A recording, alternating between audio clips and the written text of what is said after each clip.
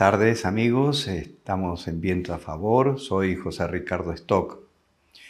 La economía de mercado ha demostrado ser un sistema muy eficaz por varias razones. En primer lugar, porque potencia la libertad individual, fomenta la iniciativa económica, incentiva el derecho de propiedad. Ciertamente, como ley de oferta y demanda, a veces hay situaciones que merecen ser corregidas, como todo sistema humano. Y para eso hay una regulación. Lo importante de la regulación es que sea una regulación bien pensada, más breve que larga, que extensa. Una regulación que va a temas específicos, fomentando algunos aspectos más que restringiendo otros. Y por eso decimos que la regulación tiene que contener un estudio muy claro de todo el sector en que está la economía. Henry Hasley decía que lo importante de las medidas económicas es que consideren no solo los efectos inmediatos, sino los secundarios y los que vienen más adelante, y que considere a todos los actores involucrados, y esto exige una atenta reflexión. Por eso, regular bien es todo un arte, una ciencia ciertamente, pero un arte, saber dónde se pone el acento. La sociedad en la que estamos, decíamos, es una sociedad en la que se impone evidentemente este consumo. Y por eso esa regulación tiene que ver mucho para defender algunos intereses, en concreto de consumidores, que deben estar bien protegidos. Hace falta para esto darse cuenta que hay una distinción entre cliente y consumidor. Por ejemplo, si una empresa contrata los seguros para su personal, el cliente es la empresa, pero el consumidor es cada uno de los empleados, de los trabajadores que tiene o goza de ese seguro.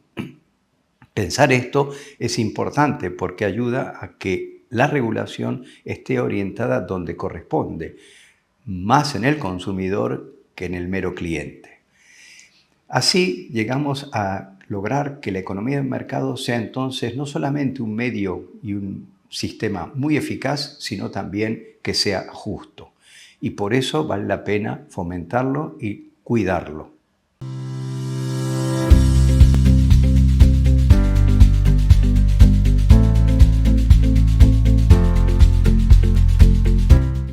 Continuamos en Viento a Favor y tenemos ahora la presencia de Pierino Stucchi. Pierino es abogado por la Universidad Católica y tiene un doctorado en la Universidad de La Coruña, doctorado en Derecho. Pierino, buenas tardes, muchas gracias por estar en Viento a Favor. Buenas tardes, José Ricardo, muchas gracias por la invitación. Encantado de estar en tu programa y con mi saludo para tus televidentes. Muchas gracias, Pierino. Pierino, tú has sido también, de tu desempeño, gerente legal de Indecopi, estuviste años también en temas de procedimientos de Indecopi, has estado en la superintendencia del mercado de valores, ¿verdad? Como superintendente adjunto del mercado de valores, y ahora actualmente tienes un estudio que se llama Stucchi Abogados, ¿verdad? Sí. Que una de las orientaciones principales es en los temas de competencia, propiedad intelectual, defensa del consumidor, etc., ¿no? Entonces, mi primera pregunta es, tú que has estado en Indecopi, ¿qué ves que esta institución tiene, qué importancia tiene en la vida de un país y concretamente de Perú? Indecopi, ¿no? que por sus siglas, que a veces es poco conocido, sé que tú lo conoces bien, pero para compartir con los televidentes, es el Instituto Nacional de Defensa de la Competencia y de la Protección de la Propiedad Intelectual. Es como un rótulo extenso que no revela todas sus funciones, porque Exacto. en el nombre original del Indecopi no se consideró la protección del consumidor, no se consideró la calidad regulatoria con la eliminación de barreras burocráticas que ahora tiene tamaña importancia, Y en el fondo la relevancia del Indecopi es la defensa de la ciudadanía económica, de esas libertades que primero tiene el ciudadano como consumidor para elegir, pero necesariamente con información relevante y correcta, es decir, con información verdadera. Indecopi es ese guardián, es el policía del mercado para asegurar que el ciudadano consumidor tenga la información adecuada y se le cumpla lo que se le ofrece, por un lado. Y por el otro está la libertad económica del ciudadano también para realizar actividad empresarial, ¿no? Con otros competidores que sean leales, sin restricciones en la competencia y sobre todo sin excesos regulatorios. Eso es un punto, ¿no?, Que sin necesidad de limitar la libertad empresarial finalmente generan efectos contrarios, tanto a la empresa como al propio consumidor, porque le restan alternativas. Claro.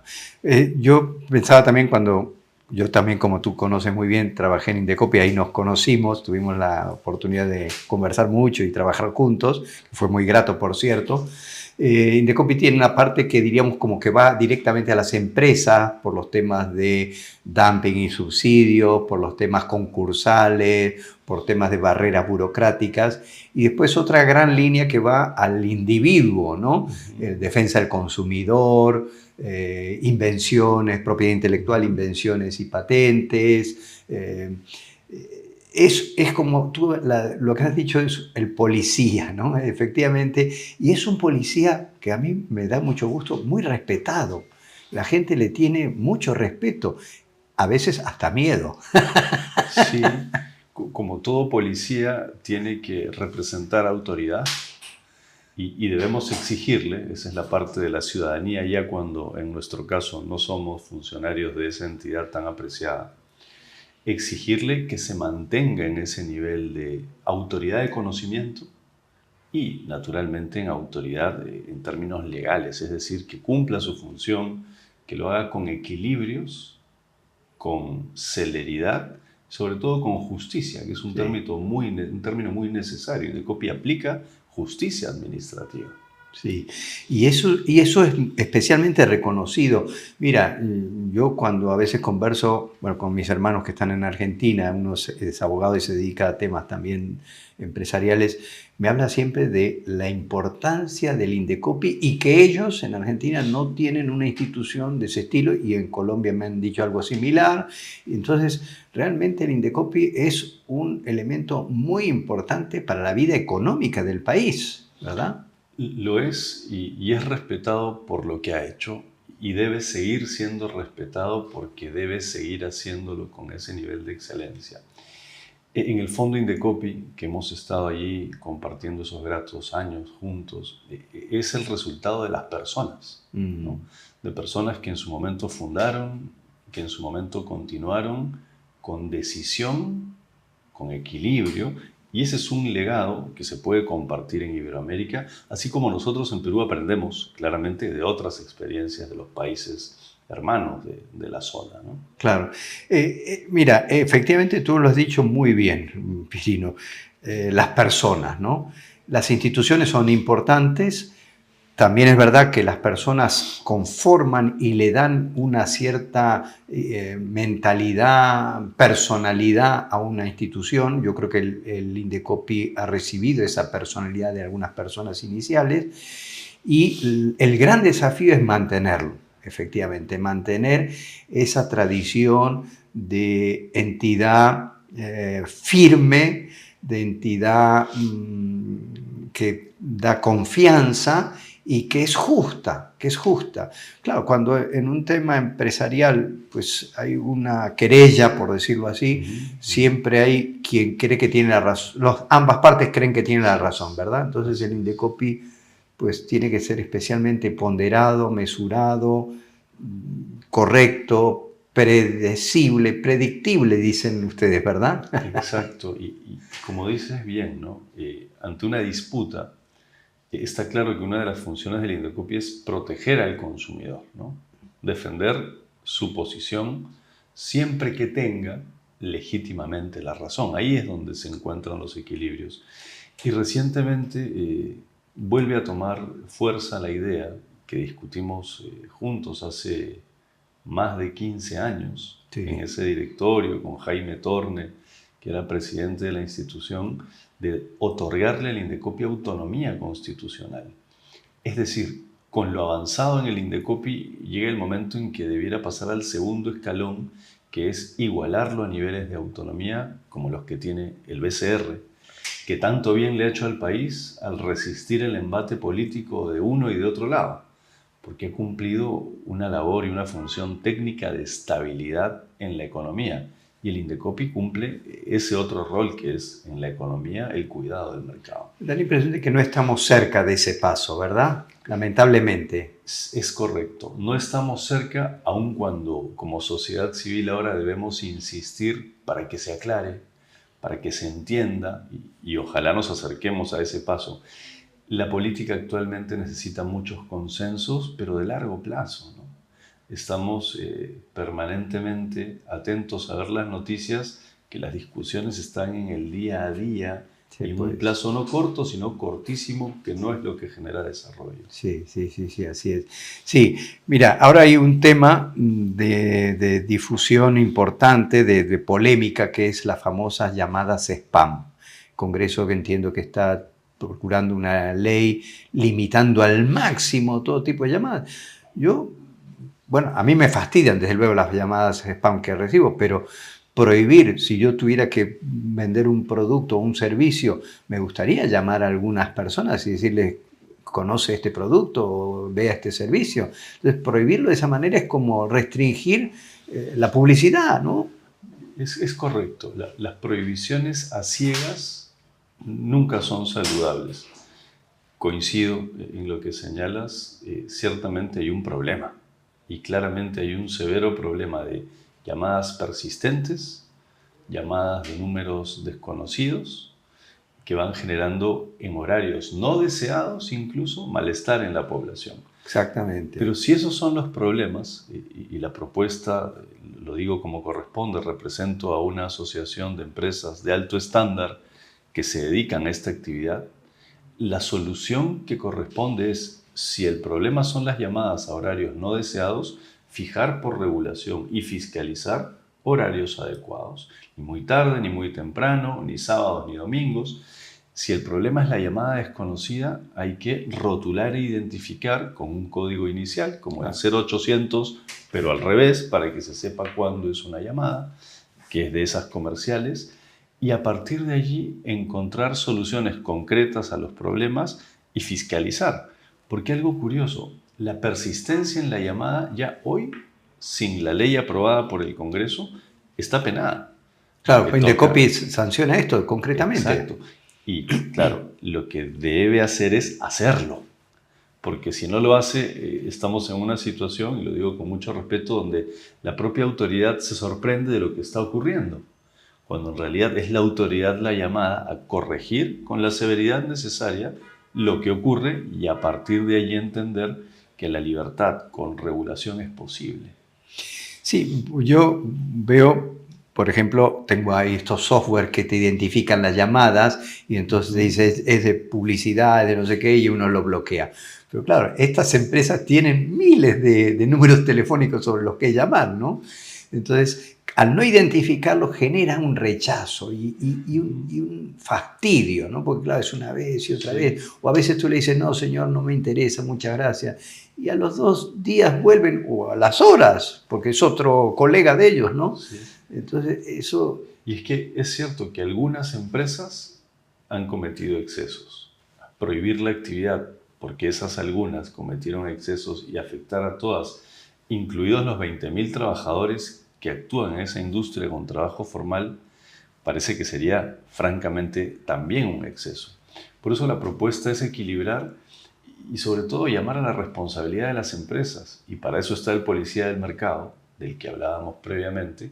Si es que hay conductas no deseadas que incumplen la ley, la severidad equilibrada debe aplicarse para que esto se corrija.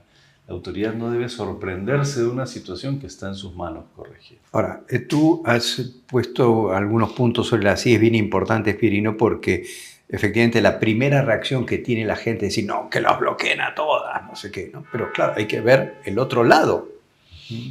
Siempre en la economía hay un actor y hay un paciente de ese actor, diríamos, ¿no?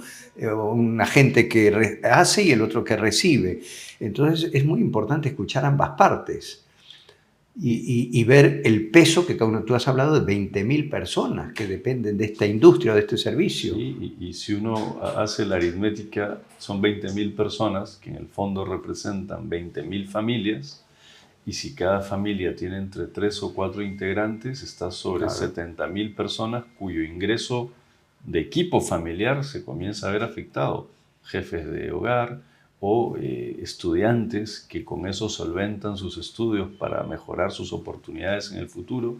Es decir, es una situación compleja, no se niega el problema, hay que corregir el problema, pero la solución precipitada de prohibir todo por completo, que es una solución que el Congreso ha aprobado y que está en manos del Poder Ejecutivo observar y devolver para que se reflexione, es algo que parece excesivo y debe corregirse. Sí. Yo pasé unos años estupendos en Indecopi, estuve en el consejo directivo allí, llamado por Jaime Torne, y la verdad que con él aprendí mucho porque era una persona muy paciente y muy mesurada, muy justa, muy correcta. Y entiendo, tú también pasaste a ser gerente legal con nosotros, ¿verdad? Sí. Tenías un tiempo ya ahí, pero Jaime vio oportuno promoverte a gerente legal y bueno, la verdad que hiciste un trabajo estupendo. Y sé que con Jaime trabajás bastante, como es lógico. Sí, hicimos juntos, con Jaime Torne, contigo, el consejo directivo, el equipo de funcionarios que éramos abogados, un trabajo formidable, lo digo por el trabajo en equipo, al generar en el 2008 las nuevas leyes que fueron la modernización del derecho del consumidor, del derecho de la competencia, el fortalecimiento de la propiedad intelectual, del sistema concursal en su momento, a propósito de que el Perú ingresaba en la dinámica de los tratados de libre comercio. Claro, ¿no? Ese trabajo ha rendido frutos y esas leyes, bien preparadas, porque se convocó a todos los actores y porque la experiencia del Indecopi se puso a trabajar, hasta hoy funciona, se le va ajustando, los tiempos cambian, pero eso es un trabajo compartido por todos los que fuimos Indecopi en esa época, que es algo que uno siempre recuerda con sereno orgullo. Pero pensando en Jaime Torne, se me vienen a la mente algunas conversaciones que hemos sostenido en el directorio o a veces con él cuando íbamos a Palacio de Gobierno, porque estas nuevas leyes salieron por decreto legislativo, que es un instrumento del Poder Ejecutivo cuando el Congreso le delega que haga una ley, ¿no? Siempre la presidencia o la representación de una entidad pública importante, como Indecopi y otras, no está exenta de presiones. Lo que decía Jaime Torne siempre era que lo que él sentía y apreciaba es que solamente pueden presionar al que tiene miedo a renunciar. Qué interesante. No tiene ningún miedo a renunciar, sino que sabe que ese es un camino para señalar un error en el sistema para que se corrija, ese no puede ser presionado. Entonces, claro, lo decía porque en el fondo él predicaba con el ejemplo. No se dejaba presionar porque él sabía que podía renunciar y que la renuncia en algunos casos tiene un efecto leccionador. Esa creo que es una lección, a mí me quedó perfectamente grabada a quienes colaboramos con él, porque entonces uno ve las cosas distinto. No las ve uno con vocación de permanencia personal, sino más bien como contribución a un sistema que tiene que funcionar. A veces un engranaje es la renuncia. Y otra cosa que nos decía permanentemente es, tampoco podrán presionar a quien quiere ser insistentemente ministro. Porque claro, si está aquí y quiere ser ministro, no querrá incomodar políticamente, entonces hará caso de todo lo que le digan, ¿no? Yo creo que eso en la historia de las instituciones públicas, en algún momento en la historia del Indecopi, luego de Jaime Torne ha sido siempre muy claro. Lo recuerdo para remarcarlo en el buen sentido, ¿no? Tenemos que pedirle eso a quienes se ponen a cargo de esa institución tan querida como el Indecopi irrelevante y de otras de relevancia equivalente, que sepan renunciar y que no quieran ser ministros, es decir, otra cosa de lo que son en el momento, los directores o los presidentes a cargo de una institución. Ese es el rol en ese momento. Ahí hay que desempeñarlo con intensidad, con las mejores condiciones que uno tenga, con toda su integridad, evidentemente, Sí. ¿no? No, yo efectivamente también tengo unos recuerdos estupendos de Indecopi y de Jaime, por supuesto. Y gracias a Dios creo que Indecopi va bien. Yo he sido incluso cliente de Indecopi por acceder por algún reclamo y la verdad que me han atendido muy bien. No me conocían porque las personas ya habían cambiado, pero me han atendido muy bien, con mucha celeridad y con mucha precisión y muy justamente. Incluso a veces cuando uno plantea una pretensión un poquito por sobre lo que correspondería, también con buen argumento te dicen, bueno, esto tal vez no sea lo adecuado, no sé.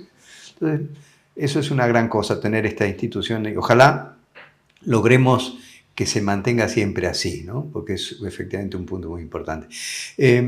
Pierino, tú te estás dedicando a temas de empresa y sé que has publicado un libro que aquí tengo, que se llama La libertad de empresa, ¿verdad? Este es el libro de Pierino Stucchi, Libertad de empresa.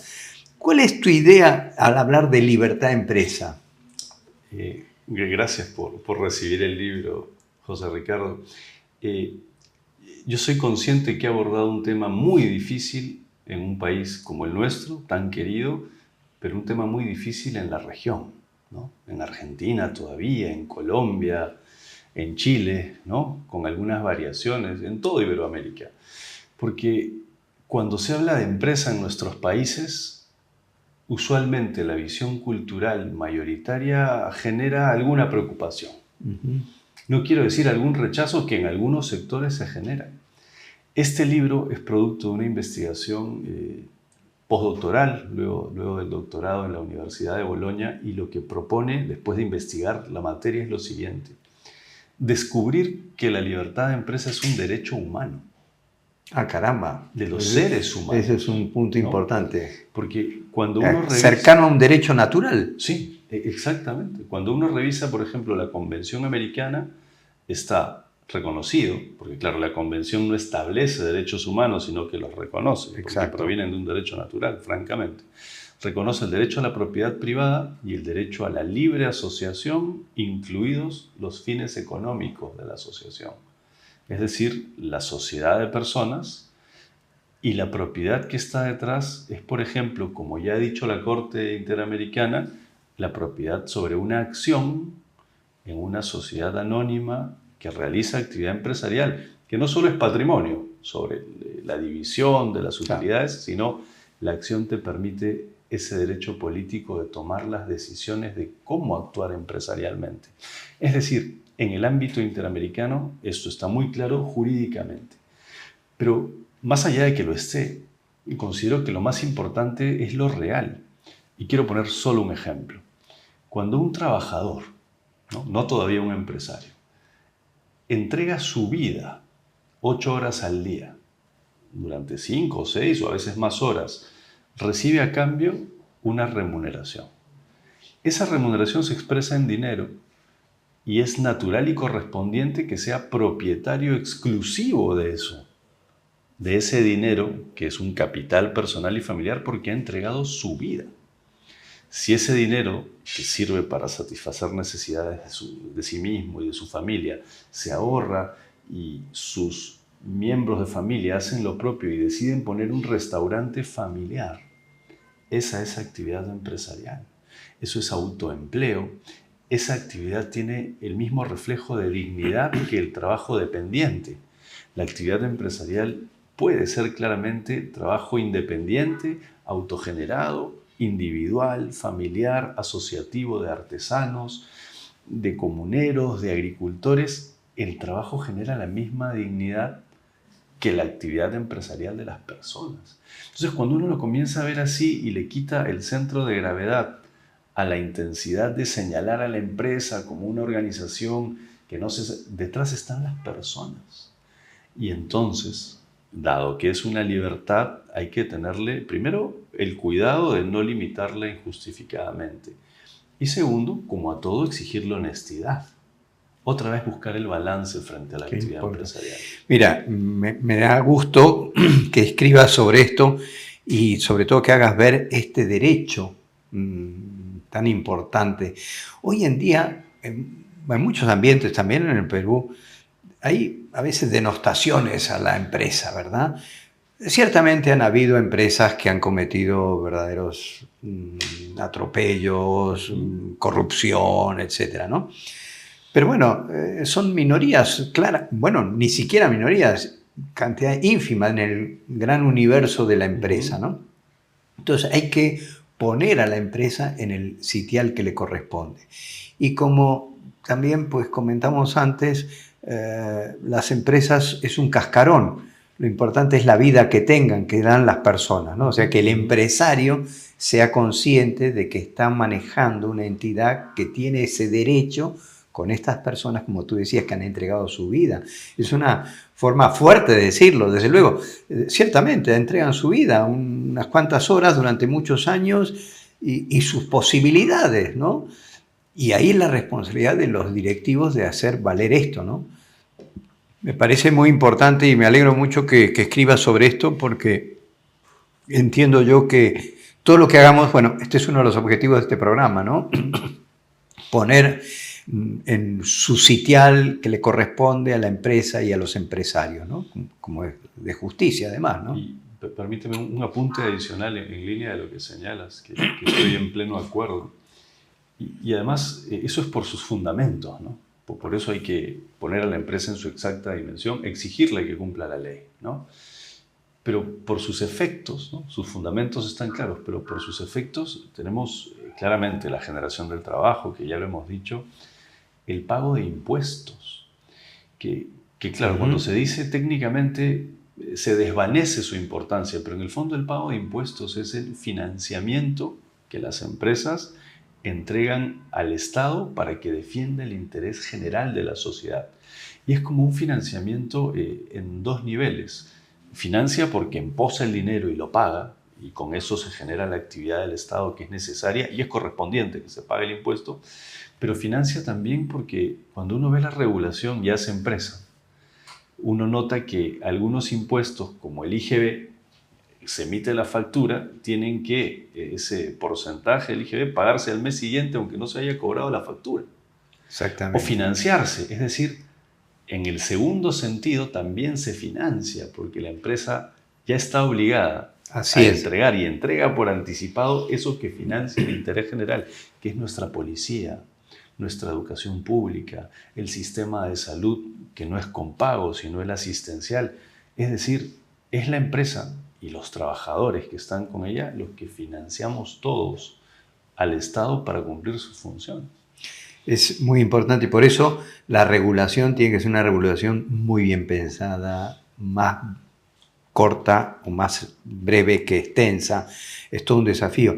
Y efectivamente a veces el Estado pone cargas a la empresa o a las personas que no se pone a sí misma, ¿verdad? Lamentablemente. Pero bueno, sí, para eso estamos personas como tú y como yo de alguna manera, que procuramos hacer ver este tipo de realidades que son tan importantes, Pierino. Pierino, muchísimas gracias. Ha sido una estupenda conversación sobre el sistema de libre empresa de alguna manera en el país y en el mundo. Te agradezco mucho que estés aquí.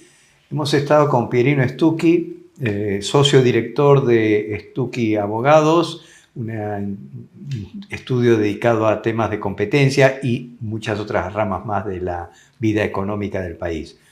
Muchísimas gracias, nos veremos la próxima semana en Viento a Favor.